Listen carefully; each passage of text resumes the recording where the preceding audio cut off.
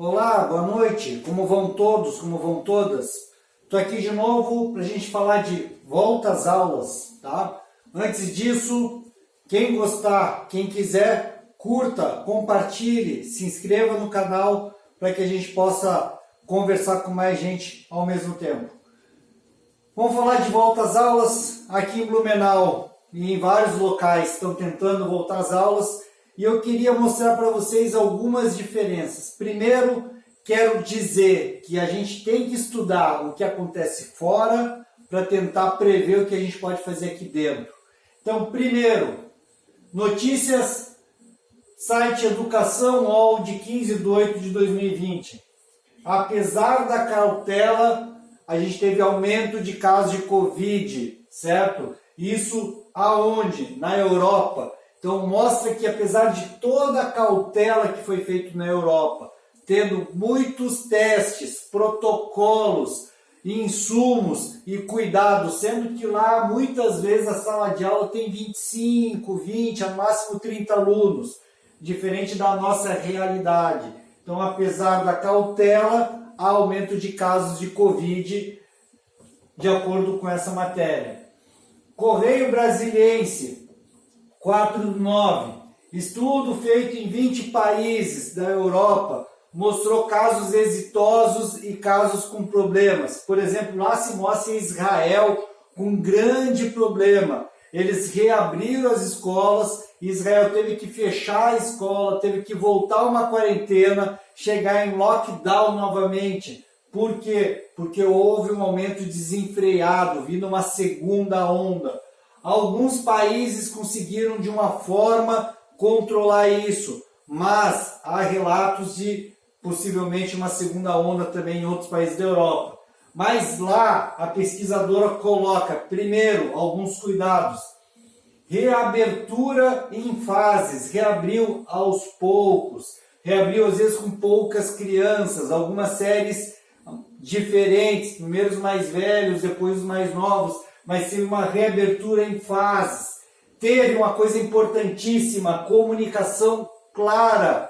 Os governantes, secretários, ministros da educação se comunicavam, explicavam para a população, para os professores. Comunicação clara foi importante.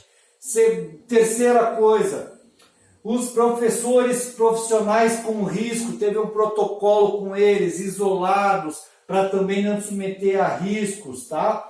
E medidas sanitárias como quarto ponto, medidas sanitárias importantes.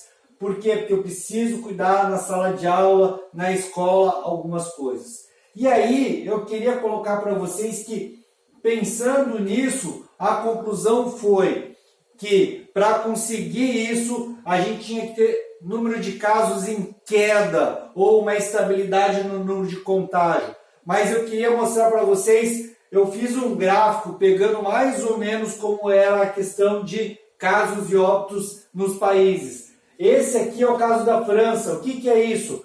Poucos casos, vai passando as semanas, vai aumentando. Quando chegou aqui, mais ou menos, eles fecharam as escolas. Lockdown. Subiu por mais um período, ele se manteve tudo fechado, sem escolas. E só quando caiu muito o número de casos, volta às aulas na França. E mesmo assim, há problemas na reabertura. Esse daqui é o Brasil. Começa o número de casos. A gente vem aumentando devagarinho, passa semana a semana, vem aumentando. A gente chega a mais de 1000 mortes por dia, por muitos meses. Agora que está baixando, ainda está muito alto, em média de 600, 500, mas é muitas mortes, Aqui, quando eles pararam, eles estavam na fase de 50, 70, tá? Aqui a gente ainda está na casa das centenas, 500, 600, e estão pensando em reabrir agora. Será que é muito cedo? Eu, particularmente, acho muito cedo, muito perigoso. Então, segundo esse estudo feito em 20 países, a gente poderia abrir como a França, não como o Brasil, tendo reabertura em fases, comunicação clara, isolando protocolos para os profissionais com risco de saúde e medidas sanitárias. E nesse ponto é importante lembrar que as nossas escolas às vezes falta giz, o banheiro às vezes não tem papel higiênico e eles querem medidas sanitárias aqui. Não, convenhamos, né? Às vezes não tem material e insumo para as unidades de saúde e eles vão querer que as escolas consigam ter. Eu tenho minha dúvida com isso.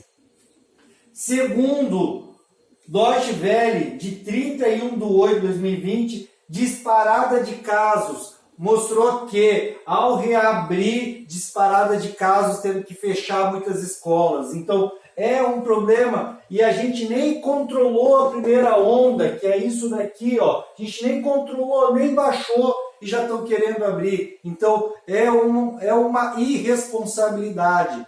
E lembrar que, no caso do Covid, 40% são assintomáticos, não tem sintoma nenhum. Então ele pode ir para escolas contaminar e não saber. Outros 40%, poucos sintomas, uma dorzinha leve, um probleminha, talvez nem tenha febre, tá? Ele também não vai perceber.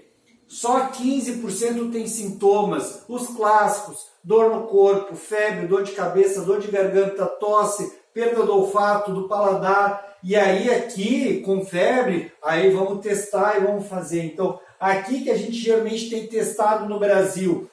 E os 5% que são os graves, com sintomas importantes, onde a gente precisa de hospital, de UTI e vai levar a óbito.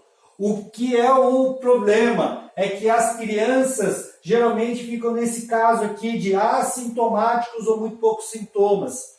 E elas, as crianças, vão levar para a família e a família vai levar para os idosos, que são um grande risco a óbito. Então, a gente entende que não é o problema das crianças, que geralmente vão ter sintomas muito leves e não vão ter comprometimento. É lógico que se uma criança, e que se for da minha família, adoecer e morrer, para mim é uma tragédia pessoal, tá? Então a gente não está falando em porcentagem, a gente está falando de vidas. Mas com as crianças assintomáticas ou pouco sintomáticas, uma família também às vezes assintomática ou pouco, e os idosos, podem levar para os idosos e óbito. E aí é um apelo que eu preciso que a gente entenda.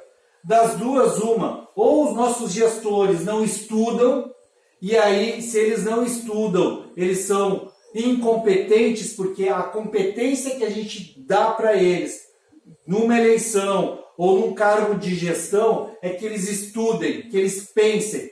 Se eles não conseguem pensar, não conseguem estudar, é porque são incompetentes. Ou então, se eles estudam e não conseguem entender disso, é porque eles são burros. E aí, se eles são burros, a gente não pode perdoar, eles não podem estar lá também. Ou então, eles têm uma má fé sem tamanho, porque a gente sabe que tem uma pressão do setor privado, porque o setor privado, se não voltar às aulas, vai perder alunos, vai perder matrículas e vai perder mensalidades. O setor privado está desesperado pela volta às aulas, mas a volta às aulas pode levar ao óbito dos idosos.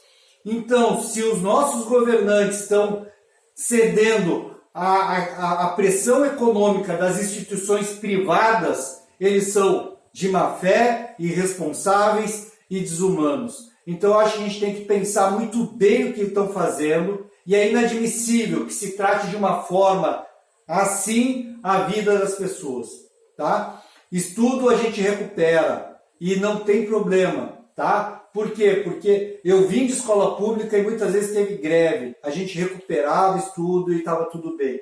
Mesmo vindo de escola pública, passei no vestibular numa federal. Lá com muita greve, muitos problemas com isso, se recuperava também a matéria, a gente conseguiu ter uma boa formação. Então a recuperação de conteúdo dá para ser feito, tá bom? E é isso. É um vídeo meio de emergência, não é para fazer vídeo quase todo dia, mas é uma conversa que eu precisava ter com vocês. Muito obrigado, boa noite e vamos pressionar os nossos gestores a terem a responsabilidade que todo mundo merece. Muito obrigado.